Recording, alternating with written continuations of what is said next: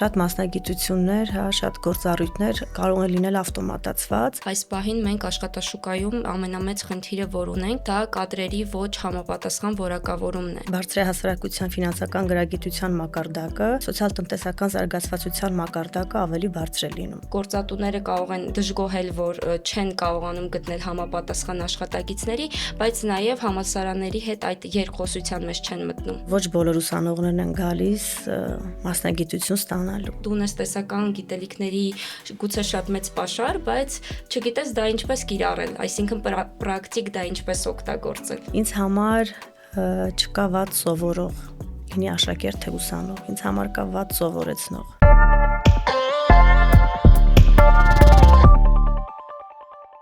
Ողջույն եւ բարի գալուս Job.am-ի YouTube-յան ալիք։ Դուք դիտում եք Jobcast-ը։ Այսօրվա իմ հյուրը Արմենուհի Մհերյանն է։ Արմենուհի, շնորհակալ եմ հրավերս ընդունելու համար։ Բարև ձեզ Լիլիթ ջան, ես եմ շնորհակալ հրավերը ստանալու համար։ Շատ կարևոր թեմայի մասին ենք այսօր խոսելու, որը յուրաքանչյուր անհատի կյանքում իհարկե մեծ դերակատարություն ունի, որովհետև մեր ամեն օրը ֆինանսների մասին է։ Ինչքան էլ մենք չլինենք ֆինանսական մասնագետներ, բայց ամեն օր առնչվում ենք ֆինանսական որոշակի թեմաների։ Կարող եք ասել, ինչքանով է կարևոր յուրաքանչյուր մարդու համար ֆինանսական գրագիտությունը։ Իրականում բավականաչափ կարևոր հարց եք բարձրաձայնում Լիլիթ ջան, անձի ֆինանսական գրագիտությունը նախ եւ առաջ կարևոր է հենց պետության համար, հասարակության համար, որովհետեւ եւ պետական մակարդակում եւ անձնային ֆինանսների մակարդակում գրագիտությունը օգնում է լինել որոշումների մեջ ավելի կողմնորոշվող, ավելի կանխատեսող եւ ավելի պատասխանատու։ Որքան բարձր է հասարակության ֆինանսական գրագիտության մակարդակը, այդ հասարակություններում եւ այդ պետություններում սոցիալ-տնտեսական զարգացվածության մակարդակը ավելի բարձր է լինում։ Եվ բացի այդ էլ մարդը ինչքանով ֆինանսապես գրագետ է, ինչքանով լավ է կառավարում իր անձնական ֆինանսները, այդքան իր բարեկեցության մակարդակը ավելի լավ վիճակում է, կարողանում է ճիշտ խնայել, ճիշտ ծախսել, ճիշտ ներդրումներ կատարել եւ կարողանում է նպաստել ինչպես պետության, տնտեսության, այնպես էլ իր ընտանեկան եկամուտների ձևավորմանը, զարգացմանը։ Մեզ մոտ տպավորություն է, որ երբ որ խոսում ենք ֆինանսների մասին, դա մենք միայն դիտարկում ենք որպես մասնագիտություն։ Երբ որ մարդը օրինակ ընդունվել է ֆինանսական ոլորտում որևէ համալսարան եւ ստանում է կրթություն, եւ շատ հաճախ դա ասոցացվում է նրա հետ, որ ֆինանսական ոլորտի մասին որոշակի պատկերացումներ ունենալը բնորոշ է միայն տվյալ ոլորտի մասնագետներին, բայց երևի դուք էլ կփաստեք, որ յուրաքանչյուր անհատի համար դա շատ կարևոր հմտություն է։ Ճիշտ եք նկատել, Լիլիթ ջան, իրականում երբ որ մենք խոսում ենք ֆինանսների մասին, ապա դա միայն գիտություն չէ, դա միայն մասնագիտություն չէ, այլ ինքը կյանքում է, ամեն պահ, ամեն րոպե ուղեկցում է մարդուն իր բոլոր որոշումների կայացման հիմքում եւ առհասարակ ցանկացած հասարակություն, ցանկացած միջավայր չի կարող լինել առանց դրամական հարաբերությունների։ Այդ իսկ առումով էլ մենք դիտարկում ենք ֆինանսները շատ բազմոլորտ մասնագիտություն, գիտություն, որը շատ փոխկապակցված է տարբեր մասնագիտությունների հետ, տարբեր կերպերով է անդրադառնում տարբեր կազմակերպությունների գործունեության արդյունավետության նկատմամբ եւ առհասարակ մարդը կարող է կայացած համարվել, մարդը կարող է զարգացում ունենալ, մարդը կարող է հասնել բարեկեցության որոշակի սահմանի, եթե ճիշտ է կառավարում իր ֆինանսները, ճիշտ է կարողանում աշխատել փողի հետ։ Եթե խոսենք Հայաստանի Եվրոպական համալսարանում ֆինանսների եւ տնտեսագիտության ֆակուլտետի որակավորման եւ կրթության մասին, կարող եք մի երկու բառով ներկայացնել այնտեղ ինչպես եք կազմակերպում պրոցեսները։ Ես միացել եմ Հայաստանի Եվրոպական համալսարանի թիմին շուրջ արդեն 3 տարի է եւ նախնական եղել եմ ֆինանսների բանկային գործի ամբիոնի վարիչը, ներկայումս տնտեսագիտության ֆինանսների ֆակուլտետի դեկանը եւ ամենօրյա աշխատանքային ռեժիմով հենց պրակտիկ մասնագիտությունը, ֆինանսներին վերաբերող մասնագիտությունը փորձում ենք ադապտացնել հենց համալսարանում եւ դարձնել ավելի կիրառական աշխատաշուկայի համար։ Պրոցեսները բազմաբովանդակ են, բազմաքանակ են, սկսած դիմորդների ընդունելությունից, ավարտված պրակտիկաներով եւ ամփոփիչ ատեստավորման գնահատականներով, խոսքս ավարտական աշխատանքներին է վերաբերում, տարբեր process-ներում, տարբեր գործընթացներում փորձում ենք ներդնել այն կարևոր կետերը, թիրախները, որոնք կարող են նպաստել մրցունակ եւ ժամանակակից մասնագետ պատրաստելուն։ Ես մի փոքր ուսումնասիրեցի ձեր համալսարանի գործունեությունը եւ այնտեղ շատ կարեւոր կետ տեսա, որը հիմնականում առնչվում է պրակտիկ, կրթությանը եւ արդեն գործատուների հետ որոշակի համագործակցություններին, որը ինչպես հասկացա համալսարանում շատ կարեւորվում է։ Սրա հետ կապված ինչ քայլեր եք իրականացնում եւ ավելի կենտրոնացված երբվանից եք սկսել, այս մասով զբաղվել։ Մեր համալսարանում պրակտիկ կիրառական հմտությունների ձևավորումը միշտ է եղել մեր բուհի ռազմավարական նպատակադրումներում, ինչպես կրթության որակի շարունակական բարելավումը, գիտահետազոտական ներուժի զարգացումը, արտաքին կապերի եւ միջազգայնացման ընդլայնումը, այնպես էլ մենք շատ կարեւորում ենք համագործակցությունը աշխատաշուկայի հետ եւ մեր կարեւոր նպատակադրումներից է բու աշխատաշուկա կապի ամրապնդումը։ Այս համատեքստում թերևս ուզում եմ արձանագրել, որ բոլոր մասնագիտությունների գծով Հայաստանի Եվրոպական համալսարանը իրականացնում շարունակական աշխատանքներ, տարաբնույթ միջոցառումներ աշխատաշուկայի հետ կապը պահելու, ամրապնդելու, աշխատաշուկայի ֆիդբեքերը հասկանալու, ընկալելու տեսանկյունից, որովհետև մենք քաջ գիտակցում ենք, որ ամեն դեպքում մեր ամենօրյա աշխատանքային ռեժիմով մեր շրջանավարտը, պատրաստի շրջանավարտը պետք է համապատասխանի աշխատաշուկայի կարիքներին եւ որքանով մեր կադրը պատրաստ է անմիջապես մտնել աշխատաշուկա, դրանով է պայմանավորված մեր համալսարանի հեղինակությունը, տեղը դիրքորոշումը կրթական միջավայրում հայաստանյան։ Շատ լավ, իրականում շատ կարևոր կետ է եւ դրան անդրադառնալը իրապես շատ կարևոր է, քանի որ այս պահին մենք աշխատաշուկայում երևի ամենամեծ խնդիրը, որ ունենք, դա կադրերի ոչ համապատասխան որակավորումն է։ Այսինքն շատ հաճախ մենք մեր գործընկերներից, այսինքն գործատուներից ստանում ենք կարծիք, որ մարդիկ, ովքեր կրթությունից հետո մուտք են գործում աշխատաշուկա, ուսանողները, իրենք բավարար պատրաստ չեն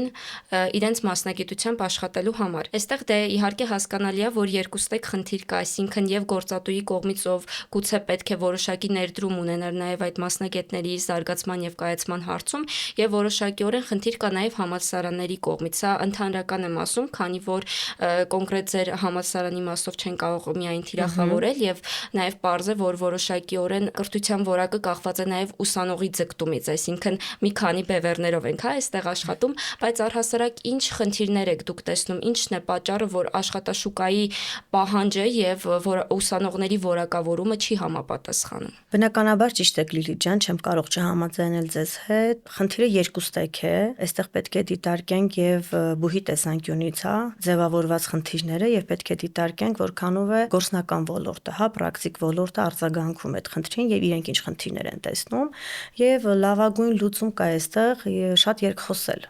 այսինքն կրթական հաստատություն եւ գործնական ոլորտ կամ թե նույն աշխատաշուկան պետք է շատ երկխոսեն, շատ ընդհանուր հարթակներ ձևավորեն, որպեսզի կարողանան փոխադարձ խնդիրները ճանաչել։ Այն խնդիրները, որոնք ձևավորվում է բուհական համակարգում, այդ խնդիրները թերևս տեսանելի չեն գործատուի կողմից եւ հակառակը կարող եմ շեշտել, որ գործատուի միջավայրում ձևավորված խնդրին շատ հաճախ անհաղորդ է մնում։ Բուհը։ Այս խնդիրը մեզ մոտ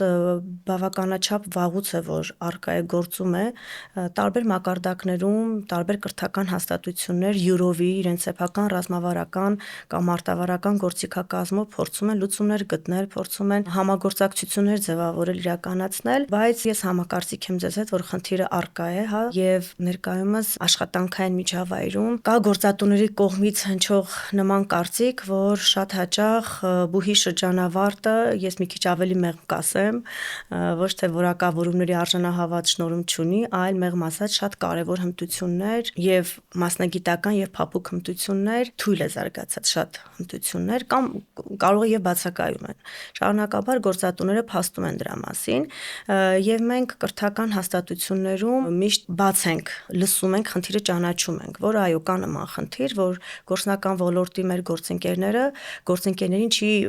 գոհացնում մեր շրջանավարտների հմտությունների աստիճանը, մակարդակը կամ չափաբաժինը։ Դրանով պայմանավորված մեր բուհը շարունակաբար եւ նաեւ մյուս կրթական հաստատություններն էլ ինչու ոչ իրենց ձևաչափերով փորձում են տարբեր միջոցառումներ իրականացնել, հա, որքանով է դա ստացվում, որքանով են դրանք արդյունավետ, կարող եմ ասել, որ դա շարունակական պետք է իրականացվի, ոչ թե արվեց, հա, process-ը արվեց, օրինակ մի գործատուի հետ ունեցանք համագործակցություն, կնքեցինք պայմանագիր, հուշագիր, մի 5-10 ուսանող տեղավորեցինք պրակտիկայի, գնացին պրակտիկա, ավարտեցին, նորից հաջորդ փուլն է գալիս, բայց մենք պետք չէ շղթան այդպես մասնատնենք միայն պրակտիկայով։ Ես կարծում եմ, որ գործատուի հետ համագործակցությունը պետք է սկսել հենց ուսուցման առաջին տարիներից, այսինքն ուսանողին հենց առաջին տարվա ուսանողին պետք է կարողանալ կապել գործատուի հետ։ Հա, այսինքն միայն սпасել պրակտիկային, որը սովորաբար վերջին կուրսում է լինում, հա, նայել պայմանավորված ավարտական կամ դիպլոմային, այո, աշխատանքի գրելու հետ կապված 2 ամիս, հա, սովորաբար միջին տևողությունը 2 ամիս, եւ ակնկալել, որ շրջանավարտը 4 տարի կուտակել է տեսական գիտելիք, 2 ամսվա ընթացքում էլ այնքան պետք է պրակտիկան խիտ անցնի, այնքան պետք է լինի համակողմանի, որ ինքը պատրաստ լինի անմիջապես անցնելու աշխատանքի, թերևս սա իրատեսական մոտեցում չէ։ Ու ես կարծում եմ, որ պետք է բակալավրիատի 4 տարվա ընթացքում սկսած առաջին կուրսից գտնել տարբեր մոդելներ, համագործակցության տարբեր մոդելներ գործատուի հետ եւ կարողանալ տարբեր ձևաչափերով համագործակցել, աշխատել եւ կարողանալ հասնել ցանկալի վերջնարդյունքին, այսինքն այն պատրաստի կադրին, որը անմիջապես բուհ ավարտելուց հետո առանց լրացուցիչ վերապատրաստումների, տրեյնինգների կարող է միանգամից զբաղեցնել տվյալ աշխատատեղը։ Վստահաբար այս գործառույթները կարևոր են, որպեսզի նաև ուսանողը պատկերացնի, թե ինչ է կատարվում, հա, ցանկացած ընկերությունում, որտեղ որ ինքը առաջիկայում նախատեսում է օրինակ անցնել աշխատանքի, բայց այստեղ ո՞րն է ամենամեծ խնդիրը, այսինքն ինչով պայմանավորված է, որ թեկուզ եթե խոսենք գործատուի կողմից, հա, գործատուները կարող են դժգոհել, որ չեն կարողանում գտնել համապատասխան աշխատակիցների, բայց նաև համալսարանների հետ այդ երկխոսության մեջ չեն մտնում։ Շատ կարևոր հարց եք բարձրացնում, Լիլիթ ջան։ Մենք կրթությունը սկսում ենք այսօր, ավարտում ենք 4 տարի հետո, բայց աշխարհն այնքան արագ է փոփոխվում, ինչպես դուք նշեցիք, տեխնոլոգիաներն այնքան արագընթաց են զարգանում, վաղվա աշխարհը այսօրվա աշխարհը չէ, այսօրվա աշխարհը երեկվա աշխարհը չէ, եւ դրան համահունչ մենք տալիս ենք 4 տարվա կրթություն եւ ծրագիրը 4 տարվա համար է։ Այսինքն մենք պետք է լինենք այնքան ճկուն, հա, այնքան կարողանանք շարունակաբար իրականացնել բարելավումներ, շարունակաբար կարողանանք թիրախավորել կյանքի իրողությունից վերցրած, հա, ժամանակակից հմտությունը, որ մենք դա ներդնենք մեր կրթական ծրագրեր, բաց թողում չիրականացնենք եւ 4 տարի հետո արդեն մենք ունենանք այն շրջանավարտին, որը ոչ միայն տեսականորեն է, հա, զինված, այլ նաև ժամանակի պահանջին համահունչ ունի հմտություններ, որոշակի հմտություններ։ Այսօր արհեստական բանականությունը եկել է մեզ, հա, ապացուցելու, որ շատ մասնագիտություններ, հա, շատ գործառույթներ կարող են լինել ավտոմատացված եւ շատ հաճախ այն հմտությունները, որոնք մենք թիրախավորում ենք 4 տարվա ընթացքում, սովորեցնում ենք տարիների ընթացքում, դա օրինակ 2 րոպեում կարող իրականացվել արհեստական բանականության կամ այլ տեխնոլոգիական գործիքների կողմից։ Մենք վստահաբար պետք է շարունակաբար դիտարկենք, ուսումնասիրենք տեխնոլոգիաների զարգացումը, աշխարհի առաջընթացը, ինչու՞ չէ նաև աշխարհաքաղաքական իրողությունները, որովհետև դրանից էլ զերծ չէ կրթությունը, որովհետև միտեղ արհեստական բանականությունը իր բումին է հասնում, մյուստեղ գիտեք պայմանավորված տարբեր գործընթացներով, անգամ պատերազմը, ինտերնետ չկա եւ այլն, ամեն դեպքում մենք պետք է կարողանանք բոլոր ռիսկերը կանխատեսել, գնահատել։ Շատ բարդ գործընթաց է գնահատել, կանխատեսել եւ կարողանալ կառավարել կրթական ռիսկերը, դա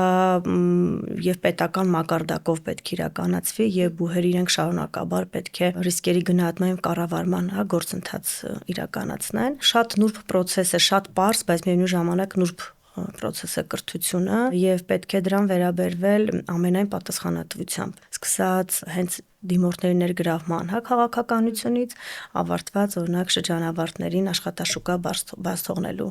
այդ քաղաքականությունը։ Սա մի շղթա է, հա, մի շղթա է, որ բուհերն ունեն իրենց քաղաքականությունները եւ մարտավարական քայլերը շատ կարեւոր են այս պարագայում, թե որ բուհը ինչպես կդիրքավորվի, ինչ դիրքավորում կունենա կրթական համակարգում։ Պրակտիկաների հետ կապված մենք շատ հաճախ ունենում ենք խնդիրներ անձամբ ես էլ եմ այդ խնդրին բախվել, երբ բուհը շատ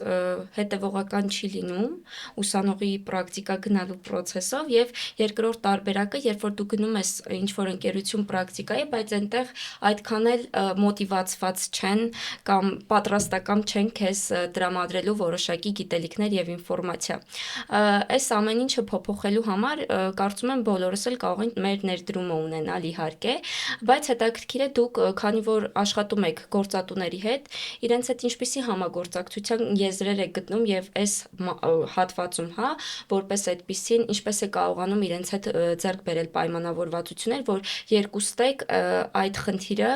բավարար լուծում ստանա։ Գործատուների վարքագիծը բավականաչափ փոխվել է, ուզում եմ նշել դրա մասին, որ երևի 4-5 տարվա կտրվածքով այն վարքագիծը, որ ունեն գործատուները պրակտիկաների կազմակերպման գործում, այսօր որոշակիորեն փոփոխվել է, դրական առումով է փոփոխվել։ Ճիշտ եք նկատում, որ մեզ մոտ պրակտիկաները որոշ դեպքերում այդքան էլ արդյունավետ չեն իրականացվում, պայմանավորված թե որ գործատունը եւ ինչպիսի նախաձեռնողականություն կցուցաբերի գործատուն տվյալ ուսանողների պրակտիկ հմտությունների ձևավորման գործում։ Այս պարագայում ուզում եմ մեր խոսակցության ուղղությունը տանել այնտեղ, որ թվում է թե բուհերի պատասխանատվությունն է, հա, պրակտիկաներին արդյունավետ կազմակերպել, կարողանալ ավելի պատրաստի, մրցունակ, հա, կադրեր պատրաստել, հա, բայց ես կարծում եմ, որ գործատուներն ավելի նախաձեռնող պետք է լինեն, որովհետև առաջին հերթին պատրաստված կադրը, լավ կադրը իրենց է անհրաժեշտ, այսինքն կրթությունից, հա, դուրս եկած աշխատակիցը, հա, ավարտած շրջանավարտը դառնում է իրենց աշխատակիցը, ու կարծես մի քիչ էլ արդար չէ, որ որոշակի ներդրում չեն ուզում ունենալ 4 տարվա ընթացքում շրջանավարտի ձևավորման գործում, բայց վերջում երբ որ արդեն իրենք ընդունում են աշխատանքի, ֆիդբեք են տալիս, որ այ այս հմտությունները ձեզ մոտ բավականաչափ թույլ են ներդրված կամ օրինակ բաց եք թողել տվյալ հմտությունը կամ մեր աշխատակիցը չի համապատասխանում մեր պատկերացումներին, մեր օրինակ կազմակերպության, հա, նպատակադրումներին եւ այլն։ Ես կարծում եմ, որ գործատուների պատասխանատվությունը ավելի մեծ պետք է լինի եւ նախաձեռնողականությունը պետք է ավելի մեծ լինի հենց գործնական միջավայրից, որովհետեւ մենք թերևս ոնց որ իրենց կարիքն ենք, հա, կրթական համակարգով փորձում ենք իրենց կարիքը բավարարել եւ մնալ անհաղորդ այս process-ներին 4 տարվա ընթացքում, բայց վերջում ուզենալ այնպիսի կադր, որ եւ արագ ինտեգրվի եւ արագ ունենա յուրացնի իրենց պրոդուկտները եւ արագ իրենց ծրագրային, հա, համակարգին տիրապետի եւ թիմում կարողանա շատ արագ ինտեգրվել, բանակցային հմտություններ ունենա, ժամանակի կառավարման հմտություններ ունենա, մասնագիտական բարձր հմտություններ ունենա, միանշանակ ես կողմ եմ, որ դրանք պետք է բուհը ապահովի, բայց այստեղ մենք միանշանակ կարիք ունենք գործնական ոլորտի շարունակական երկխոսության, որովհետև մենք չենք կարող շարունակաբար ամենօրյա ռեժիմով անընդհատ տարբեր գործատուների հետ փորձել դուրս բերել այդ կարիքը, իրենք էլ պետք է մեզ, հա, իրենք ունենան նախաձեռնողականություն եւ ցուցաբերեն։ Իմ փորձից ելնելով, մեր համալսարանի փորձից ելնելով, ուզում եմ ասել, որ ցանկացած պարագայում, երբ նախաձեռնողը մենք ենք եւ դիմում ենք գործատուին, իրենք շատ բաց են եւ ազատ են վերջին 4-5 տարվա կտրվածքով մասնավորաբար ցանկացած համագործակցություն, հա, իրականացնելու շրջանակում, բայց մեծ նախաձեռնողականությունը, պատասխանատվությունը բուհն է նախաձեռնողը։ Ասել թե իրենք անհաղորդ են մնում, գործատուները իրենք չեն ուզում կամ մոտիվացված չեն, չեմ կարող այդպես ասել, բայց ուզում եմ ասել, որ իրենց աշխատանքային միջավայրում իրենց հոգսերն էլ այնքան շատ են, աշխատանքային հոգսերն էլ այնքան շատ են, որ երբ որ մենք մեր դուք ձեր օրինակն էլ բերեցիք, ես լսեցի եւ անհաղորդ չմնացի ձեր ասածին, ինձ մոտ էլ հաճախ պատահում է, որ ուսանողները որոշակի դժգոհություններ են ունենում, կան եւ շատ լավ, հա, դրական կարծիքներ, որ շատ լավ է անցել, ցանկացած հարցին պատասխանել են, սովորեցրել են իրենց, բայց կան նաեւ դժգոհություններ, որ շատ հաճախ ժամանակ չեն ունեցել իրենց հետ բավականաչափ աշխատելու, իրենց հարցերին պատասխանելու պատասխանելու, հատկապես մեր պարագայում, երբ որ մեզ մոտ ավարտական աշխատանքների թեմայով պայմանավորված ենք մենք տեղավորում պրակտիկաներ, այսինքն չի կարող, եթե բանկային թեմայով է գրվում ավարտական աշխատանքը, չի կարող այլ հաստատություն պրակտիկան կազմակերպվի, անպայման պետք է բանկում իրականացվի ոլորտային։ Մենք դա ներդրել ենք ու դա բավականաչափ արդյունավետ որոշում էր Հայաստանի Եվրոպական համալսարանում, այսինքն ավարտական աշխատանքը պետք է գրվի, վերջնական этаպում պետք է գրվի եւ պատրաստվի այն կազմակերպության օրինակով, որտեղ անցկացվում է նախավարտական պրակտիկան։ Այստեղ մենք բավականաչափ արդյունքներ ունենք արձանագրած, որ այս պարագայում արդեն երբ որ ուսանողը ներկայացնում է, նաև մենք ենք ներկայացնում, որ ավարտական աշխատանքը գրվում է ձեր կազմակերպության օրինակով, գործատուների պատասխանատվությունը բավականաչափ բարձրանում է։ Նյութեր են տրամադրում, օժանդակում են ուսանողների վերլուծություններին, կարողանում են սինխրոն աշխատել, նաև մոտիվացնում է շատ հաճախ, նաև հետադարձ կապի արդյունքում գործատուները ասում են, որ օրինակ ձեր ուսանողը եկավ մեզ մոտ պրակտիկայի, գրեց իր ավարտական աշխատանքը եւ մենք կարողացանք այդ տեսանկյունից հասկանալ, օրինակ մեր կազմակերպության հետ կապված ոնց է օրինակ արտաքին հետազոտող է, այս դեպքում 4-րդ կուրսի ուսանողը, որպես արտաքին հետազոտող ոնց է կողքից տեսնում մեր կազմակերպությունը եւ որոշակի հետաքրքրություն իրենց մոտ է առաջանում, մոտիվացվում են, սկսում են աշխատել ուսանողների հետ։ Բայց խնդիրը կա այս տեսանկյունից պրակտիկաների արդյունավետ կազմակերպման, պրակտիկաների բազմազանեցման խնդիրը կա եւ կարող եմ շեշտել, որ առանց պրակտիկայի չի կարող պրակտիկ հմտությունը լինել ամբողջական, ինչքան էլ մենք բուհում փորձում ենք գործնական հմտություններ փոխանցել ուսանողներին, մենք ներգրավում ենք գործնական ոլորտից դասախոսներ, մեր բուհը այս առումով որդեգրել այն քաղաքականությունը, որ շատ են գործատու դասախոսներ ներգրաված տարբեր մասնագիտություններում, ամբիոններում, օրինակ ֆինանսների բանկային գործի ամբիոնում գերակշիռ մաս են կազմում գործնական ոլորտից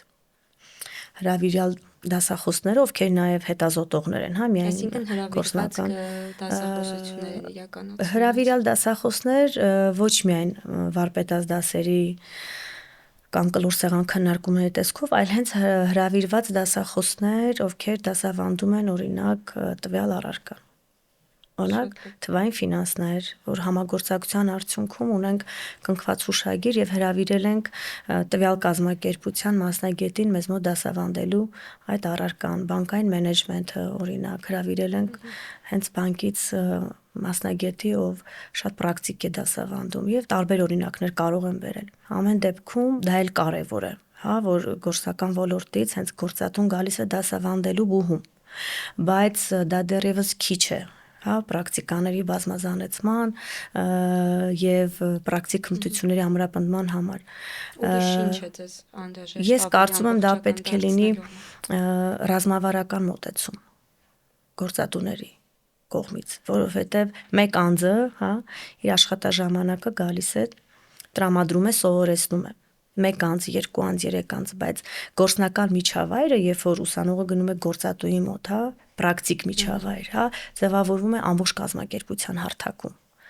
Այսինքն 1, 2, 3, 15 մարդը դեռևս չեն կարող ամբողջականացնել են պրակտիկ հմտությունների շրջանակը, որը անհրաժեշտ է պատրաստի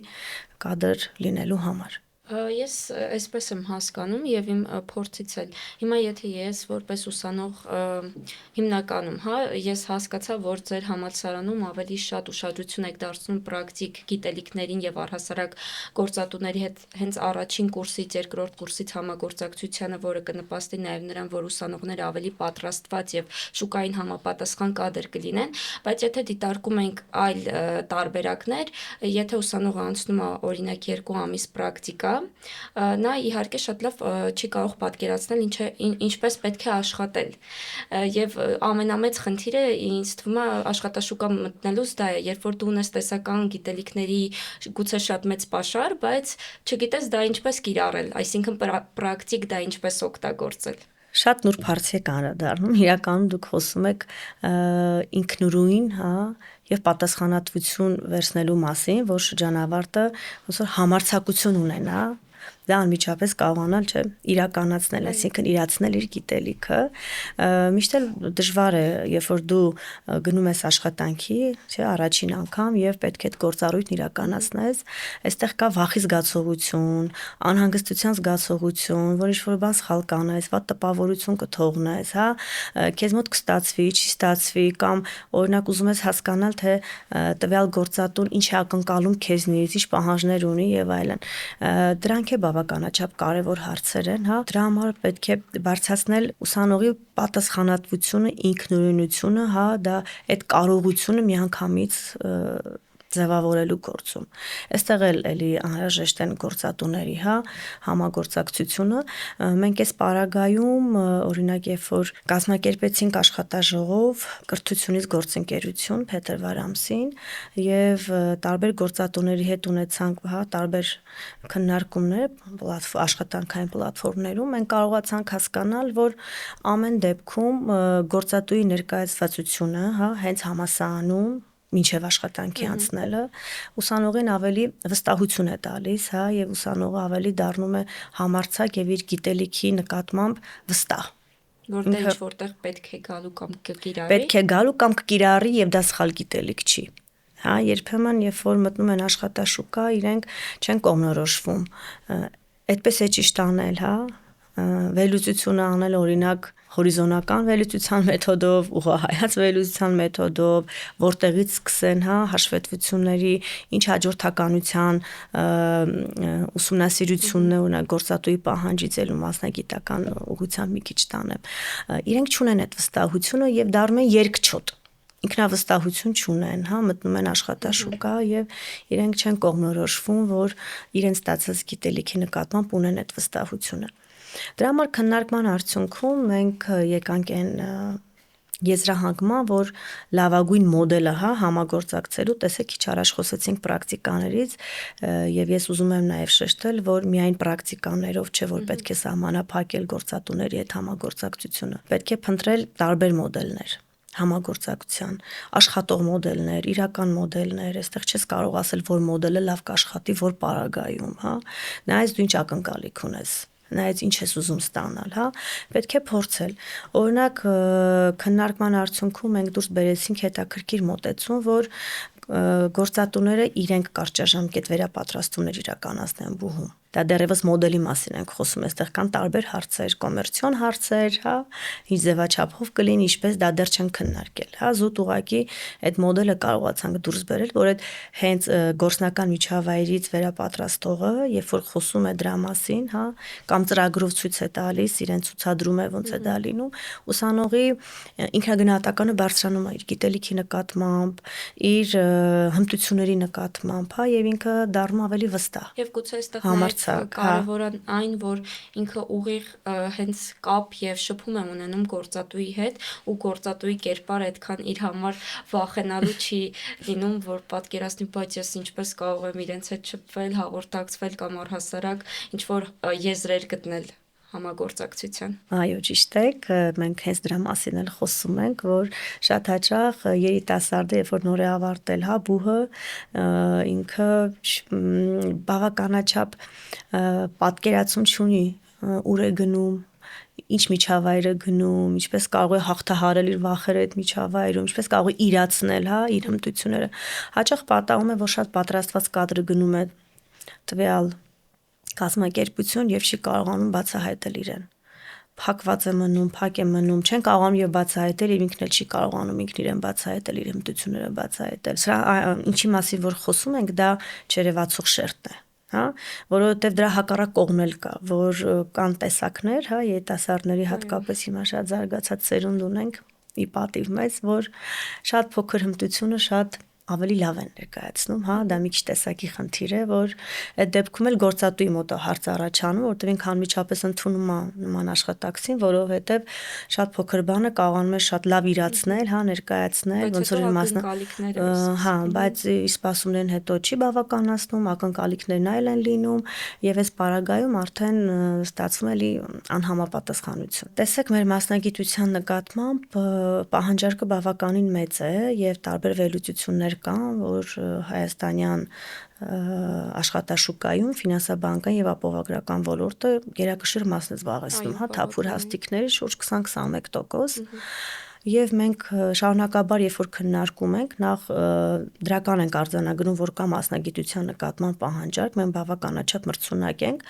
բայց մյուս կողմից էլ հարց է առաջանում, որ ամեն դեպքում կարող է հոսունությունն էլ է շատ կազմակերպություններից, հա, որովհետև սա էլ հարցի մյուս կողմն է։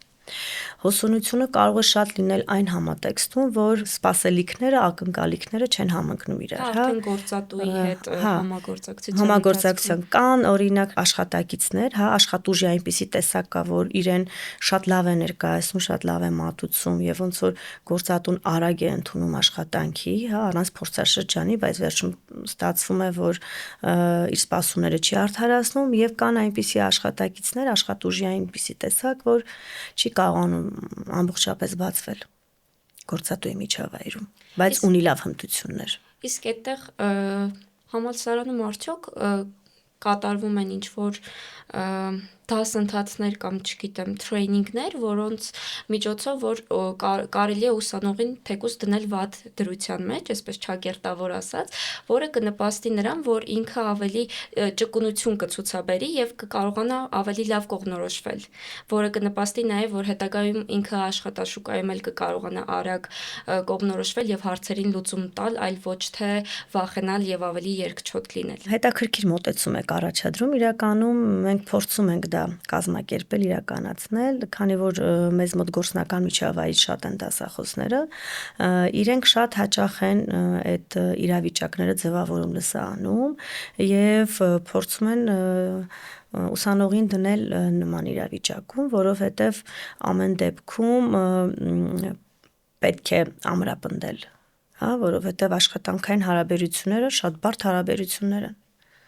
միանշանակ։ Մենք փորձում ենք անել, բայց ամեն դեպքում եկեք չմոռանանք, որ գործ ունենք երիտասարդ սերնդի հետ, որովհետև մեծ չափաբաժնով, հա, նման process-ները կարող են առաջացնել հիասթափություն, կրթության նկատմամբ, աշխատանքի նկատմամբ, չենք կարող այնքան իրականացնել, ինչքան որ պահանջում են բուն աշխատանքային հարաբերությունները։ Եվ իրենք էլ պատրաստ են, փորձում ենք տարաբնույթ իրավիճակներ ստեղծել, իրավիճակային խնդիրներ ենք առաջադրում, кейսեր ենք առաջադրում, հա, օրինակ, ով ինչպես ինչ վարքագիծ կցուցաբերի, տարբեր դասընթացներ ենք ներդրել նման հմտություններ զարգացնելու համար, բայց ամեն դեպքում գործատուի ներգրավվածությունը նորից գանք դրան, որ ինքը եթե 1-2 ամսվա կարճաժամկետ դասընթացներ կկազմակերպի, հա, իր համար եւ ինքը կընտրի իր կադրին, հա, այդտեղից հենց կտրի իր կադրին, արդեն առաջացնում է որոշակի երկխոսություն, հա, ուսանողն էլ է վստահում գործատուին, գործատուն էլ հասկանում է տվյալ կադրը կարդարացնի սպասելիքները, թե ոչ։ Այլ բան է, երբ որ դու տեստի արդյունքով հրավիրում ես հարցազրույցի եւ այդ պահին ես որոշում կայացնում ընդունել աշխատանքի, թե ոչ, այլ բան է, որ դու 2-3 ամիս շարունակաբար գալիս ես, վերապատրաստում ես, հա, տրեյնինգներ ես իրականացնում, կարողանում ես ակնկալել, օրինակ, տվյալ ուսանողը որ իրավիճակում բացվեց, հա, քեզ որ տեսակի ամեն դեպքում աշխատակիցն է պետք, միշտ ընտրում ես պոտենցիալ աշխատակցին։ Եվ այո, ընտրում ես պոտենցիալ աշխատակցին եւ այստեղ հոսունությունն էլ կնվազի,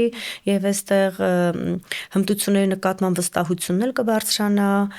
եւ բուհի եւ շրջանավարտի, հա, որովհետեւ ես էլ միշտ ինձ բռնացնում եմ այդ մտքի վրա, որ լավ, օրինակ, այս դասընթացն էլ ավարտվեց, այս քննաշրջանն էլ ավարտվեց, ձեռք բերեցին որոշակի հմտություններ, միջանկյալ արդյունք չափեցինք, վերջնական արդյունք չափեցինք, նշեցինք, որ հմտություններն են մի քիչ թերի, որ հաջորդ կիսամյակ, բայց ամեն դեպքում ես էլ հաճախ այդ վստահությունը չունեմ, որ ամբողջությամբ կարող եմ ասել, որ ծածկում եմ, հա, գործնական հմտություններն ամբողջությամբ, որովհետև ինձ մոտ էլ միշտ կա այդ կասկածամտությունը, արդյոք ինչ-որ բան բաց չթողեցի, արդյոք ժամանակի պահանջից բխող հմտություն բաց չթողեցի, օրինակ անցած անգամ էլի մի վերլուծություն էի կարդում, մի շատ հետաքրքիր փափուկ հմտություն է եկել, հա, այդ top հնգյակի մեջ փափուկ հմտությունների, այնտեղ ժամանակի կառավարումն է, թիմում աշխատելու ունակությունը, մանրունքները նկատելու հմտություններ, այսքան դետալային, հա, մտածողության հարց է առաջանում, որովհետև կարող է տաս հաշվետվությունը կամ որոշակի տեքստ ինքը չկարողանա, հա, չկարողանա խնդիրը տեսնել, որովհետև խնդիրը այդ մանր ինչ-որ մանրույքի մեջ է, սխալ օրինակ հաշվետվությունում սխալ թիվը չկարողանա գտնել, որովհետև չպատկերացնի, որ օրինակ այդ երկու թվերի հանրագումարից պետք է այս թիվը այսպես ստացվի եւ կամ տարբեր գործընթացներ։ Այսինքն, այստեղ էլ տեսեք փափուկ հմտություններն էլ են շարունակաբար փոփոխվում, հա, որովհետեւ ինչպես ասեցինք, արհեստական բանականությունը շատ հարցեր կարողանում է լուծել, բայց օրինակ մանր հարցեր, մանրունքների ուշադրություն դարձնելը երբեմն շատ խոշոր խնդիր կարող է բացահայտել, հա, դետալային մտածողությունը։ Դրա համար պետք է նաև արձագանքել, շատ արագ արձագանքել այս նոր, հա, հմտությունների առաջնահերթության ու անհրաժեշտությանը։ Պետք է նաև զարգացնել դա ուսանողների մոտ։ Մենք այստեղ խոսեցինք Արմենու ջան եւ համալսարանի, հա, դերակատարության մասին եւ գործատուի դերակատարության մասին եւ իրենց համագործակցության մասին, բայց նաեւ շատ կարեւոր է անդրադառնալ հենց բուն կենտրոնին, այսպես ասած, ուսանողներին։ Թեկուզ փափուկ հմտությունների տեսանկյունից եւ առհասարակ ցանկացած հմտություն եւ ակնկալիք առաջնահերթ նաեւ պետք է ունենա ուսանողը մոտիվացված լինել, ակնկալել բուհից որոշակի բաներ, պահանջ ունենալ, պահանջել որոշ դեպքերում նաեւ եթե իր պատկերացումներով, հա, կրթությունը, որը որակյալ կրթությունն է, չի ստանում, որպես այդպեսին ինչ կարող ենք մենք խորհուրդ տալ ուսանողներին կամ որ դուք ավելի շատ եք շփվում ուսանողների հետ, ինչ միտք կհղեք իրենց։ Շատ հաճախ ուսանողները գալիս են բուհ, բայց իրենք էլ չգիտեն դա իրենց երազած մասնագիտությունն է, հա, դա իրենց տեսակին համարժեք մասնագիտություն է։ Մենք մեր կրթական մենտալիտետում ունենք այդ բարդությունը, որ ոչ բոլոր ուսանողներն են գալիս մասնագիտություն ստանալու, հա, եւ դա իրողություն է։ Ու այդ պարագայում մենք էլ ենք բավականաչափ դժվար կողմնորոշվում, թե յուրաքանչյուր ուսանողի հետ անհատապես ինչպես աշխատենք։ Դա պահանջում է անհատական աշխատանք եւ մենք այդ աշխատանքը իրականացնում ենք, որովհետեւ ամեն դեպքում ուսանողը եկել է, չէ՞, սովորում է։ Պետք է իրան էլ փորձենք մոտիվացնել, հա, թեկուզ եւ ինքը իր կարծիքով սխալ մասնագիտության մեջ է կամ եկել է սխալ մասնագիտության հետևից կամ շատ հաճախ մեր իրականության մեջ, հա, հայրն է շատ ուզում, որ օրինակ տղան դառնա ֆինանսիստ կամ մայրն է շատ ուզում կամ կրկնօրինակել է ավագ եղբորը կամ քրոջը, այդպես հաճախ լինում է, որ իրենք գիտակցաբար չեն ունենում մասնագիտական կողմնորոշում, այլ պահի ազդեցության տակ կամ որոշակի իրողություններից, հա, լինում է նման դեպքեր ու այդ մոտիվացիան շատ կարևոր գործոն է առհասարակ ցանկացած իրականության մեջ, այնպես էլ կրթության մեջ եւ փորձում ենք անհատական մակարդակում աշխատանքներ տանել ուսանողների հետ, որ իրենց մոտ մոտիվացիան բարձրանա։ Գիտեք Լիլիթ ջան, մարդիկ տարբեր են, մարդը բարդ համակարգ է եւ յուրաքանչյուր մարդու համար մոտեցումը տարբեր է, հա, ուսանող կա, որ մի քիչ ինքնագնահատական իջեցնում ես, ինքը ցկտում ավելին, ոնց կլինի, ես պիտի զարգանամ, ցույց տամ, հա, որ ես ավելին կամ ավելի լավ սովորեմ։ Ուսանող կա, երբ որ իջեցնում ես, հակառակը իր մոտ ընկճախտի մեջ է ընկնում եւ սկսում ավելի վատ սովորել, հա։ Պետք է կարողանալ հասկանալ, որ ուսանողին ինչ մոտեցում ցուցաբերել, որ հակառակ էֆեկտը չունենանք։ Նաեւ որոշակիորեն հոգեբանի դերակատարությունն ենք ստանձնում։ Հա, անպայման, դրա համար պետք է շատ նուրբ մոտենալ այս հարցին, բայց հանուն ճշմարտության ասեմ, որ իմ մասնագիտության մեջ, ֆինանսների մասնագիտության մեջ չկողմնորոշված ուսանողներ, դիմորդներ շատ քիչ են լինում, որովհետև սա այն մասնագիտությունն է, որ եթե չսիրեն, եթե իրենց այդտեղ չտեսնեն, հաստատ չեն գա, մի քիչ որոշակի բան կա, հա, մոտեցում կա ֆինանսների մասնագիտության նկատմամբ, երբ որ ասում են, իրենք մի քիչ սկսում են զգաստանալ, տես մտածել, որ մատապարատը, հա, վերլուծական ապարատը պետք է ուժեղ լինի,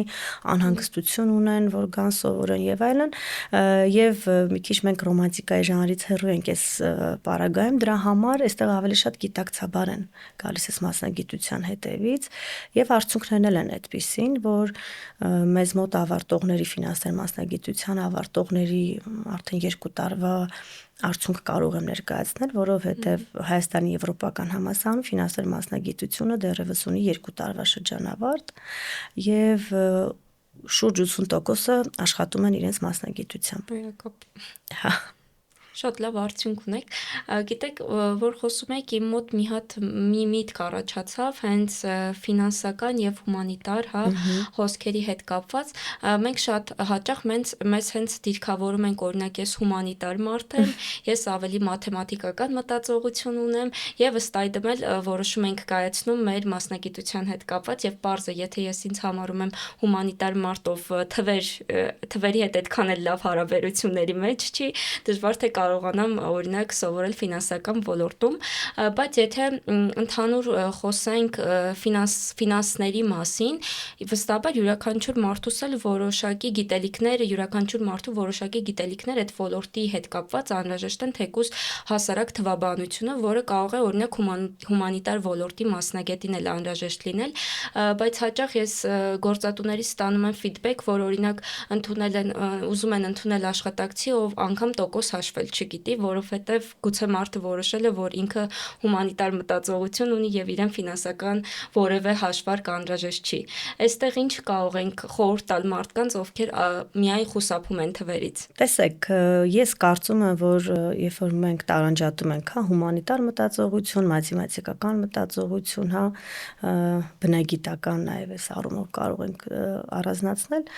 դա մենք կամայականորեն ենք, հա, տարանջատել, որովհետև նախասիրությունները որ ուղղությամբ, որ ավելի են գերակշռում, մենք այդ մարդուն փորձում ենք դիտարկել օրինակ այդ ուղղության շրջանակում, բայց բնությունը այնքան հետաքրքիր է ու բարդ, որ չես կարող ասել, շատ հաճախ հումանիտար մտածողությամբ մարդը մեր ասպարեզում փայլուն հաջողություններ է արձանագրում, իմ կյանքում ես նման փորձ ունեցել եմ իմ ուսանողներից, բայց բնականաբար մագիստրատուրա եմ սովորել ուսանողներից, ովքեր ավարտել են բակալավրիական կրթությունը, հա, հումանիտար ուղղությամբ, մագիստրատուրան եկել են մեր դաշտ եւ շատ մեծ հաջողություններ են գրանցել։ Ես կարող եմ ասել, դա միանշանակ այդպես չէ, որովհետեւ նաեւ մեր մասնագիտության մեջ էլ խոսքը, խոսույթը, հա, բանակցային հմտությունները ոչ պակաս դերակատարում ունեն։ Կարող եմ ասել ձեզ, որ ներկա իրողություններում երևի ավելի շատ դերակատարություն ունեն, քան տոկոս հաշվելը, որովհետև գիտեք, տոկոսը կտաս որևէ գործիք կհաշվի, իհարկե, չեմ ուզում իջեցնել, հա, այդ հմտությունների կարևորությունը, անհրաժեշտությունը, բայց այնքանով, ինչքանով որ մեր մասնագիտության մեջ կարևոր է մաթապարատը, վերլուծական մտածողությունը, առհասարակ ֆինանսական մտածողությունը, այդքան էլ շատ կարևոր է խոսելու հմտությունը, արագ մտածելու, տրամաբանական, հա, նախադասություններ ասելու, կապելու, նախագծեր մշակելու, ռազմավարություններ մշակելու, դրանք թիմային աշխատանքում ինտեգրվելու, դրանք փոխօգնում են միմյանց։ Հա, եթե կա եւ հումանիտար մտածողություն եւ օրինակ մաթեմատիկական մտածողություն, դա շատ լավ էֆեկտ է տալիս։ Երկուսը միաժամանակ այո, շատ լավ էֆեկտ է տալիս։ Բայց բնությունն էլ այնքանով բարդ է, որ երբեմն մեզ թվում է, որ ես այդ ուղղության մարդ եմ, բայց որ գնանք շատ զարգացնենք, հա, հմտությունը, առհասարակ շատ բան զարգացնելու մեջ է։ Եթե գնանք զարգացնենք, դժվար թե դա մեզ մոտ չստացվի։ Նպատակադրման զարգացնելու, նպատակներ ունենալու, ձևակերպելու մեջ է ամեն ինչ։ Նաև գուցե դպրոցում օրինակ չի ստացվել աշակերտի մոտ մաթեմատիկական, հա, հաշվարկները կամ ուսուցչի հետ հարաբերությունները այդքան լավ չեն ստացվել եւ չի մոտիվացվել ու որոշել է, որ իր մոտ ֆինանսները բացարձակ չեն ստացվում, ֆինանսական ոլորտում որևէ բան անել է։ Այդպես էլ է լինում, ես մի մոտեցմամբ եմ աշխատում, կրթության ոլորտում ունեմ բավականաչափ փորձ, ինձ համար չկա վատ սովորող, լինի աշակերտ թե ուսանող, ինձ համար կա վատ սովորեցնող։ Ես առաջնահերթությունը տալիս եմ սովորեցնողին, որովհետև եթե մարդը ունի ընդունակություններ, հա, հասուն միտք, գիտակցություն, այս պարագայում կարելի է զարգացնել ցանկացած ուղղություն։ Իսկ ինչպես սովորեցնել, սովորել, որովհետև որոշ դեպքերում հենց սովորեցնելը կամ սովորելն է շատ ավելի դժվար։ Սովորեցնել ինչպես սովորել։ Առհասարակ այդ է պետք զարգացնել, որովհետև աշխարհն այնքան արագ է փոխվում, հա, ամեն օր այնքան նոր ինֆորմացիաներ կան, տեղեկատվություններ կան, իրականում պետք է զարգացնել ուսանողների սովորելու հմտությունը, որ ինքը կարողանա աղբյուրներից օգտվի, կարողանա հասկանալ, հա, օրինակ, որ գիտելիքը, որ ճիշտ աղբյուրից կարողանա վերցնի, կարողանա օգտվի, որտեղ իմ անցած տարվա տված գիտելիք հմտությունը արդեն ժամանակավրեպ է, հա, որովհետև զուտ թվային առումով արդեն ինքը 1 տարի առաջ ինքը ժամանակավրեպ է, այս տարի ինքը նոր աղբյուրներից պետք է օգտվի եւ նոր վերլուծություններ իրականացման շրջանակում պետք է ժամանակակից հա տեղեկատվություն ձեռք բերի։ Իրականում պետք է սովորեցնել արագ սովորել, որովհետև այսօր առաջնահերթություն ունի այն ուսանողը, այն աշխատուժը, այն մարդը, ով արագ է սովորում, որովհետև աշխարհի արագության մեջ, հա, հմտությունների արագության մեջ արագ սովորողը ունի իր դիրքը աշխատաշուկայում, ով կարող է արագ սովորել, հա, այդ հմտությունը կարող է արագ վերցնել եւ ժամանակի պահանջներին համահունչ է քայլում, որովհետեւ մի տարի առաջվա, 2 տարի առաջվա գիտելիքը կարող իրեն այլևս պետք չգա։ Հա, կարող է պետք չգա։ Ու պետք է ինձ թվում է այդ հմտությունը զարգացնել եւ աշակերտների մոտ եւ ուսանողների մոտ, հա, ինչպես սովորել հեշտ իրական բաներ, ոչ թե բարդ եւ ոչ պետքական բաներ, հա, մենք շատ եւ դպրոցական հարթակում եւ բուհական հարթակում շատ հաճախ հանդիպում ենք, դուք էլ կհիշեք ձեր ուսանող տարիներից, ես էլ եմ հիշում, որ սովորել ենք այնքան բաներ, որ երբևէ մեզ հարկավոր հա, չէ, գիտեք ոնց սովորելը երբեք էլ քիչ չի լինում, եթե սովորես շատ, բայց մասնագիտություն ստանալուց դու պետք է սովորես քիչ,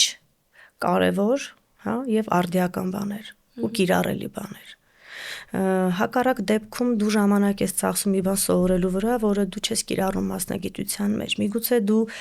տանք այդ իրավունքը սովորողին որոշելու, ինքը երկրորդային բան ուզում է սովորել, թե ոչ։ Եկեք սովորեցնենք առաջնայինը, կարևորը իր համար, հա, թիրախավորենք դրանք, երկրորդայինն էլ արդեն թողնենք ըստ ցանկության, որովհետև այս քանակի գիտելիքի հմտության, այս արագության մեջ մենք չենք կարող անընդհատ պահանջներ ներկայացնել։ Այդ ժամանակային ինտերվալի մեջ էլ չեն կարող տեղավորվել։ Դե հա, մանավանդ շատ մեծ շատ է ինֆորմացիոն հոսքերը եւ դա նաեւ խանգարում է որոշ դեպքերում սովորել, որովհետեւ մեր ուղեղն էլ ինչ-որ բարի ավելի պատրաստակամ չի երկար ինֆորմացիա լսել, կարդալ կամ տեսանյութ դիտել ու դրան զուգահեռ եթե մենք մարդուն հրամցնում ենք մի բան, որը այդ պահին նաեւ իր մասնագիտական, հա, հատվածում չի, պարզ է, որ ավելի կդեմոտիվացվի, քան հակառակը կմոտիվացվի։ Եվ պետք է օրինակ հենց ասեցիք ինչպես սովորեցնել, քիչ առաջ դրա մասին ենք խոսում, սովորեցնողի պրոֆեսիոնալիզմը այն կետում է, երբ որ բարդ process-ը շատ պարզ է սովորեցնում, շատ պարզ է ներկայացնում, ընկալելի է ներկայացնում, հա, որովհետև մեր մասնագիտական գրականությունն էլ մինչև այսօր կան, դուք էլ երևի կհամաձայնեք ինձ հետ, կարդում ենք բարդ համադասական նախադասություններ, որից մենք է պետքա 3 անգամ կարդանք, որ հասկանանք օրինակ այստեղ որն էր ենթական ստորոգյալը կամ որն էր այն պարզ միտքը մասնագիտության մեջ, որ ես պետք է վերցնեմ եւ յուրացնեմ։ Պարզը չէ, որ ես այդ մեծ նախադասությունը չեմ յուրացնելու։ Եվ անհրաժեշտ պետք է չեմ էլ կարող, այդ դրա համար պետք է ֆիլտրել կարևոր մասնագիտական, հա, հմտությունները, թիրախավորել մի քանիսը, հա, օրինակ ֆինանսներ մասնագիտության կրթական ծրագրում ես փորձել եմ ֆիլտրել, որտեղ ֆինանսները ինքը բազմաշերտ է, բազմոլորտ է, հա, տարատեսակ հմտություններ, կարողություններ, բազմաբովանդակ, հա, տարբեր ուղղություններով լինի պետական ֆինանսների, կորպորատիվ ֆինանսների շատ են։ Դրա համար փորձել ենք նաև աջակցել են ինձ իմ գործընկերները համալսարանում, փորձել ենք ֆիլտրել կարևոր, հա, 10-14 հմտություն մասնագիտության մեջ, որոնք 4 տարիների ընթացքում մենք ապահովում ենք տարբեր դասընթացների միջոցով։ Դասընթացներն էլ իրենց հերթին ունեն իրենց վերջնարդյունքները, հա, երբ որ սահմանում ենք դասընթացի վերջնարդյունքը, դա պետք է